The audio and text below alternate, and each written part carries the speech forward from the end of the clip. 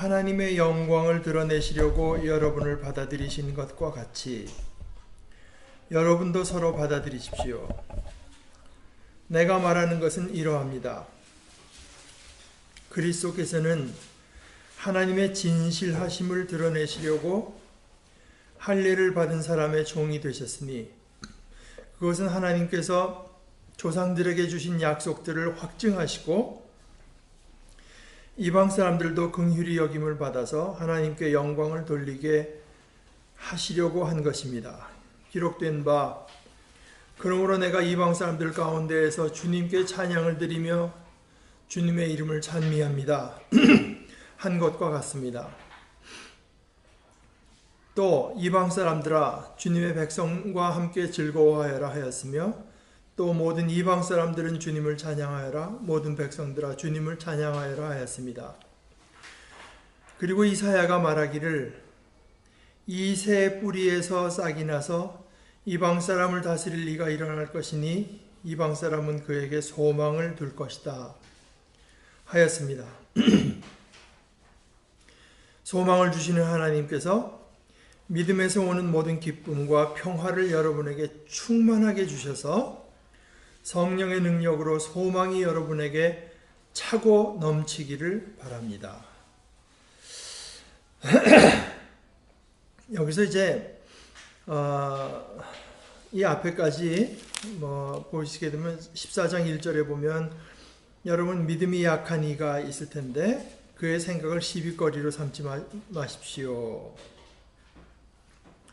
그러면서 그 14장 3절 끝부분에 보면 하나님께서는 그 사람도 받아들이셨습니다 하는 얘기를 하고 또 13절에 가서는 그러므로 이제부터는 서로 남을 심판하지 마십시다. 형제자매 앞에 장애물이나 걸림돌을 놓지 않겠다고 결심하십시오. 또 15장 1절에 보면 믿음이 강한 우리는 믿음이 약한 사람들의 약점을 돌보아 주어야 합니다. 우리는 자기에게 좋을 대로만 해서는 안 됩니다. 이렇게 이제 교회 공동체 안에서 서로 간의 관계, 믿음이 좀 강한 사람도 있고 연약한 사람도 있고 신학적인 어떤 훈련이 조금 더 돼 있는 사람도 있고 그렇지 못한 사람도 있고 조금 생각이 자유로운 사람도 있고 보수적인 사람도 있고 얼마든지 여러 그 차이가 있을 텐데 그럴 때 이제 근본적으로 남을 심판할 것이 아니라 받아들여야 되고 둘째는 어떤 사람이 이게 단순히 의견 차이가 아니라 이것은 어떤 사람은 믿음이 더 성숙하고 또 어떤 사람은 믿음이 약해서 그런 어떤 믿음의 그 단계의 차이가 있을 때도 근본적으로 본인이 믿음이 더 성숙한 사람이 연약한 사람의 그 연약함을 담당해 주어야 된다. 제가 이제 이것은 우리들이 신앙생활하면서 여러분들이 다 여러 번 느낄 겁니다만은 제가 어떤 그 교회를 섬길 때 그 교회에 이제 미국에 있던 교회니까 교환 교수로 오신 분들이 가끔 있고 출석을 하시는데 한 분이 음악을 전공한 분이 이제 우리와 함께 교회를 섬기다가 우리가 그 음악 전공한 분도 있고 하니까 성가대를 좀 만들어 보자. 그래서 몇 명에서 이제 성가대를 뽑혀가지고 하는데 그분이 그 곡을 정해 와서 우리한테 지도를 해주고 하는데 그게 뜻대로 되겠습니까? 하는데 이제 처음에 발성부터 하다가 이렇게 하는데 어느 정도 이제 나아지지만 음악 교수가 보기에 그게 그렇게 만족하게 되겠어요. 근데 어느 정도 하다가 그분이 늘 갖고 한 대로 이렇게 짜증을 내는 적이 없습니다. 이렇게 하면서 네, 됐습니다. 자고 이제 그러면 된 겁니다. 그러고 이제 주일날 성가를 하곤 했는데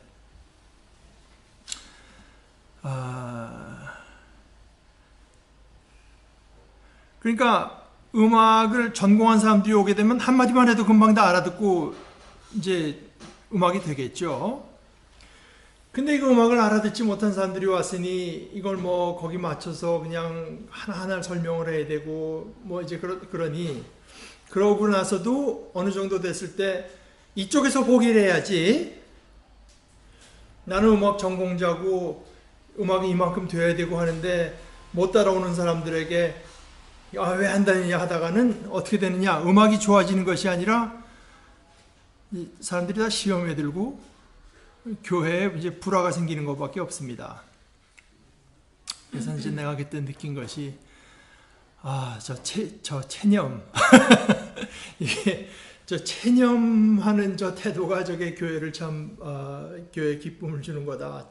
체념할 줄 알아야 되는데 그게 잘 안 되죠. 그러니까 근데 체념한다고 하는 것은 어떤 의미에서 연약한 사람들의 처지를 생각하고 이제 자기를 즐겁게 하지 않는 거죠. 말하자면 15장 1절의 말씀대로 연약한 사람들의 약점을 내가 좀 속이 좀 끓고 해도 그냥 내가 거기서 스탑하는 것으로 내가 담당하는 것이지, 이건 내가 음악적으로 내가 맞는데 뭐 내 고집대로 나가다가는 이제 완벽을 추구하다가는 또는 내가 생각하는 어떤 스탠다드를 고집하다가는 그 교회가 그냥 이게 안 됩니다. 또 옛날에 여기 아마 이쪽에서 목회하던 누구죠? 오늘 어디야? 이동원 목사님이 한번 그때 어떤 얘기했던 것 같은데, 이제 그 교회 당직자들 뭐 이렇게 책임자들하고 같이 회의를 하는데, 내 기억이 좀 정확치가 않지만 그때 내 생각에는 이제 그분이 어떤 의사 얘기를 했던 것 같아요. 의사가 무슨 말을 했는데 거기 어떤 분 하나가 이제 신앙의 연조는 상당히 오래된 분인데 그분이 그건 좀 이런 면도 있지 않느냐, 약간 그 반대 의견을 말을 했더니 그 의사의 분이 저게 뭘 아는 게 있어야 저게 같이 얘기를 하지 뭐 이런 식으로 이제 아마 반응을 했다는 것 같습니다. 근데 그 신앙의 연조가 오래됐다는 집사님이 아마 목사님 옆에 앉아 있는데 목사님 보니까 큰일 났더래요. 그래서 손을 붙잡고 집사님 참으십시오. 그냥 조용히 이제 집사님 참으십시오. 그런데 그이가 뭐 옆에서 보니까 이거 얼마나 이제 열을 받았는지 느끼겠더래요. 열을 받는 정도가 아니라 이제 뭐 억울하고 이제 그런데 한참 그러다 이제 결국 참더랍니다.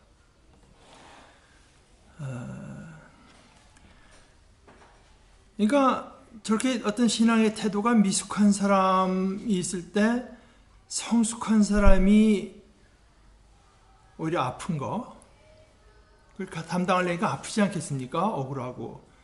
그거 외에는 뭐 수가 없습니다. 뭐 제가 아는 제일 대표적인 경우 중에 하나가 이 영락교회 그 한경지 목사님인데, 그 따님이 그러죠. 아버지가 집에 와서 많이 우시는 걸 제가 봤다. 그러니까 이거 뭐냐면은 한경지 목사님이 이제 그 당회 같은 걸 할 때 독특한 한경지 목사님 룰이 뭐냐면 만장일치제입니다. 영락교회가 만장일치제. 지금 어떤지 모르겠어요. 교회는 어떤 큰 사업을 벌이고 뭘 성장해 나가는 것보다 화목한 것이 제일 우선이다. 이렇게 해서 이제 만장일치제로 하는데, 뭐 그게 그러니까 그 안에서 사실은 뭐 장로님들이라고 하지만 어떤 데는 그냥 자기 그 생고집을 부리고 말도 안 되는 소리를 하는 분들이 많을 거 아닙니까? 많지 않더라도 약간 가끔 이래도 있을 거 아니겠어요. 이제 그걸 어떤 세상적인 기준으로 보면은 그 사람이 말이 얼마나 말이 안 되는가를 지적하고 어떤 때는 저 쏴주고 하면은 속은 시원하고 할지 모르지만 화평은 유지할 수가 없습니다. 그걸 참으려니까 이제 결국 어떻게 되냐 하면은 우는 거죠. 눈물이 나는 겁니다. 그래서 그분이 뭐 그때 남긴 글에 어떤 말이 있었는가 하면 참는다고 하는 것은 뭐냐? 참는다고 하는 것은 마땅히 상대편이 겪을 아픔을 내가 대신 겪는 것이다. 여기 이제 믿음이 약한 사람들의 약점을 담당해 준다고 하는 것이 참 대원칙인 것은 그리스도의 십자가가 바로 그것이기 때문에 그렇고, 예수님의 십자가는 우리 죄에 대한 해결이라기보다 우리 죄를 담당한 것이기 때문에, 담당함으로써만 해결이 된 것이기 때문에. 그런데 그 담당한다고 하는 것은 우리 십자가에서 보다시피 아프잖아요. 아프고 고통스럽지 않습니까?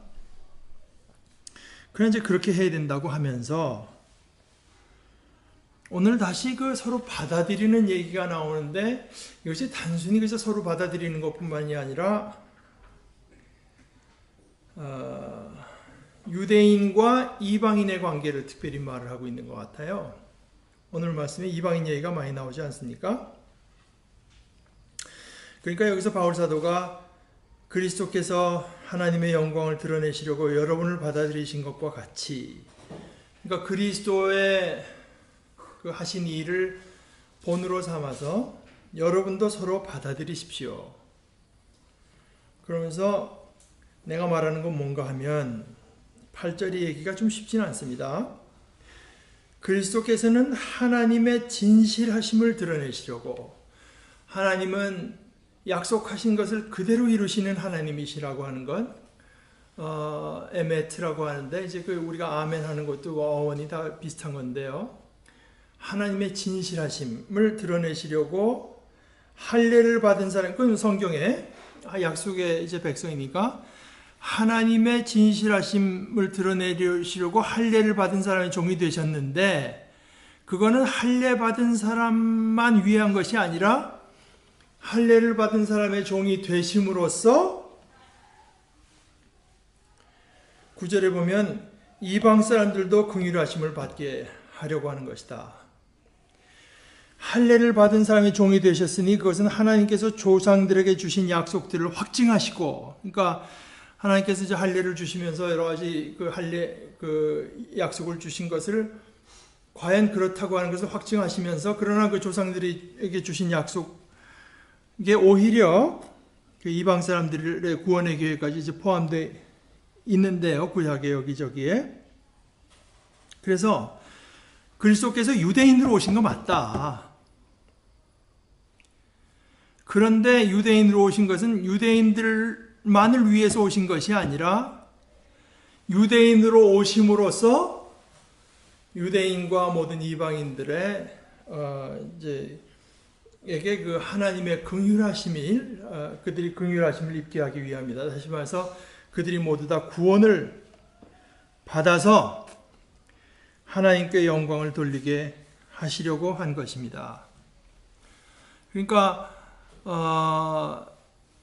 결국 예수 그리스도께서 유대인으로 오신 것이 하나님께서 그 약속의 백성을 선택한 그 약속을 무효화하지 않고 그대로 이제 유효한 것으로 이어받으면서, 그러면서 그것을 통해서 유대인뿐 아니라 이방인들도 다 이제 하나님의 어떤 자비의 대상이 되게 해서 결과적으로 하나님께 영광을 돌리게 하시려고 한 것입니다. 그러면서 이제 여러 번 구약의 말씀을 인용합니다. 그러니까 이것은 느닷없는 이야기가 아니라 하나님께서 이미 하나님의 말씀을 통해서 미리 말씀해 주신 것이라고 하는 것을 말을 하는 거죠. 그러므로 내가 이방 사람들 가운데에서 주님께 찬양을 드리며 주님의 이름을 찬미합니다. 또 이방 사람들아 주님의 백성과 함께 즐거워하여라. 또 모든 이방 사람들은 주님을 찬양하여라. 모든 백성들아 주님을 찬양하여라. 그리고 이사야가 말하기를 이새 뿌리에서 싹이 나서 이방 사람을 다스릴 리가 일어날 것이니 이방 사람은 그에게 소망을 둘 것이다. 그래서 이새의 뿌리라고 하는 건 이제 물론 하나님의 그 이스라엘 백성의 뿌리를 말하는 거죠. 다윗, 이새. 뿌리는 거기에 있지만 그것이 유대 백성들만을 위한 것이 아니라 그가 이방 사람들을 다 다스릴 것인데 그의 다스림은 이제 생명과 의로 다스리시는 것이기 때문에 이방 사람들, 그러니까 메시아가 태어날 때 그것은 유대인들만 이렇게 하기 위해서가 아니라 이방 사람들까지 모두 다 공평과 정의로 또 생명으로 다스려 주셔서 이방 사람들도 그에게 소망을 둘 것이다.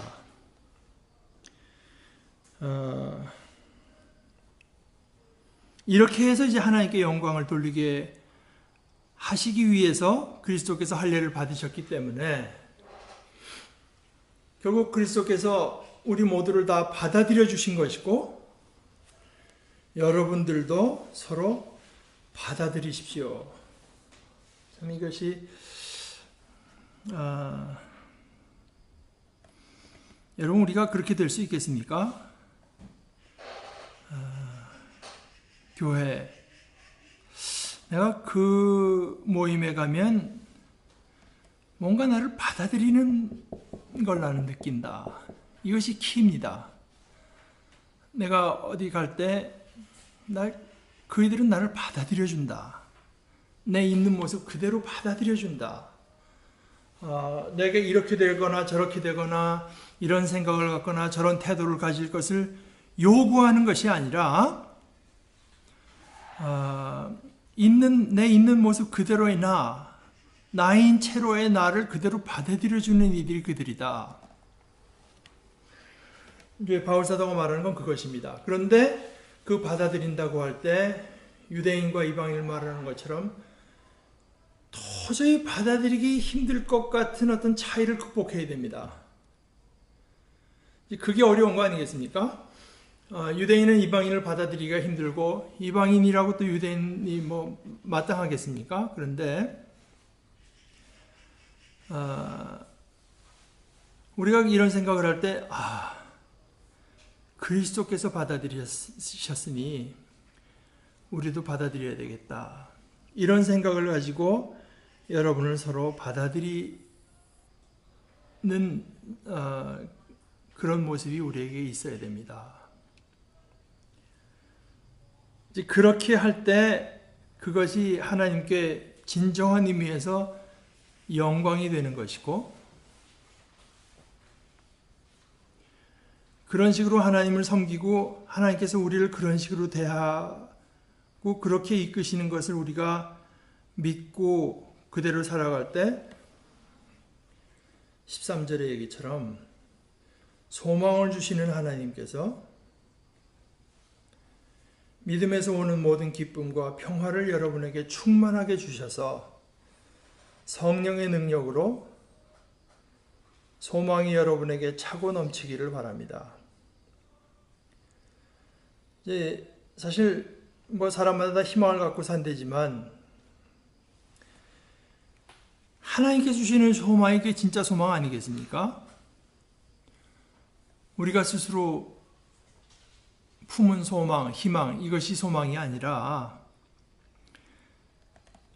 이루어질 일을 소망해야 그게 진짜 소망이고 그리고 이루어질 일이라고 하는 것이 그 퀄리티에 있어서 그 내용에 있어서 영원한 것이 그게 정말 소망이라고 내가 소망할 만한 것이라고 부릴만 해야 그게 진짜 소망인 거지. 그거 좋긴 한데 영원하지 못한 것이라고 하면 그걸 소망이라고 할 수 있겠습니까? 소망을 주시는 하나님께서 그런데 이 소망이 이루어지려면 믿음에서 오는 모든 기쁨과 평화를 여러분에게 충만하게 주셔서 우리가 하나님을 믿을 때 두 가지를 받게 되는데 여기 말씀대로 하면 기쁨과 평화 기쁨을 얻게 되고 이 두 번째 평화라고 하는 거는 뭐 그런 배후에는 아마 거진 틀림없이 유대인들이 늘 말하면 샬롬, 기쁨과 샬롬을 여러분에게 충만하게 주셔서, 이 샬롬이라고 하는 것은 뭐 적절한 말이 되게 평화라고 많이 번역을 하지만 원래 그 말 뜻은 온전함입니다. wholeness, 온전한 거예요. 어느 것 하나 잘못된 것이 없이 온전해야 됩니다. 또는 well-being, 그야말로 모든 것이 다 잘 존재하는 것, 잘 있는 것입니다. 그것이 이제 평화인데요. 그것은 믿음으로 온다. 물론 세상에 기쁜 일이 많지만 여기서 이제 참된 기쁨이라고 하는 것이 하나님을 믿고, 여기 이제 한마디를 다 정의해야 되는데, 어떻게 보면 믿음이라고 하는 것은 하나님과 우리 사이의 어떤 관계, 신뢰하는 관계를 이제 말을 하는 거죠. 하나님을 전적으로 신뢰하고 인정하고 신뢰할 때, 그때 비로소 우리는 진정한 의미에서 기쁨을 얻게 되고, 모든 것이 다 제자리를 이제 찾아가서 자리 잡게 되고, 이제 이런 것들을 주시되 충만하게 주셔서 성령의 능력으로 소망이 여러분에게 차고 성령의 능력도 역시 우리 믿음과 띄어서 생각할 수 없겠죠. 믿음으로 하나님께서 우리에게 성령을 주시면 그 성령의 힘이 우리 속에서 소망을 지어낼 뿐 아니라 소망이 차고 넘치기를 이제 기원하는 것입니다. 그런데 그것이 우리가 서로서로를 받아들이고 서로 간의 어떤 결정적인 차이, 저 인간은 도저히 이래서 받아들이기 힘들어 하는 것을 극복하고 받아들일 때, 이제 그렇게 할 때 이제 우리는 하나의 마음을 알게 되고 그리스도의 마음을 알게 되고, 이제 그러면서 그 과정이 힘들지만 말입니다. 사실 나와 저 성향이 안 맞는 사람과 같이 지내는 것도 어렵습니다. 그런데 하여간 그걸 받아들이고 하나님의 뜻에 억지로 순종할 때, 그때 이제 그때만 이루어지는 기쁨이 있다는 겁니다. 그때만 이루어지는 기쁨이 있고, 그리고 평화라고 하는 것도 우리가 모였을 때, 그죠? 서로 싸우지 않아서 평화가 아니라 서로 간에 어떤 불화한 마음으로 불화한 것이 없어야 되지 않겠습니까? 그런 것을 맛볼 때 우리는 소망을 누릴 수 있게 된다. 그러니까 교회 안에 이러저런 그룹 서로 화평하게 잘 지내야 됩니다. 이렇게 그저 간단히 생각해버리질 않고, 그 속에서 어떤 믿음, 기쁨, 평안, 소망, 성령의 역사, 이런 것들을 다 이제 우리로 하여금 생각할 수 있게 하는 부분인데요. 제가 가끔 신학이라는 말을 쓰지만 이런 것이 이제 신학하는 것입니다. 이런 것이.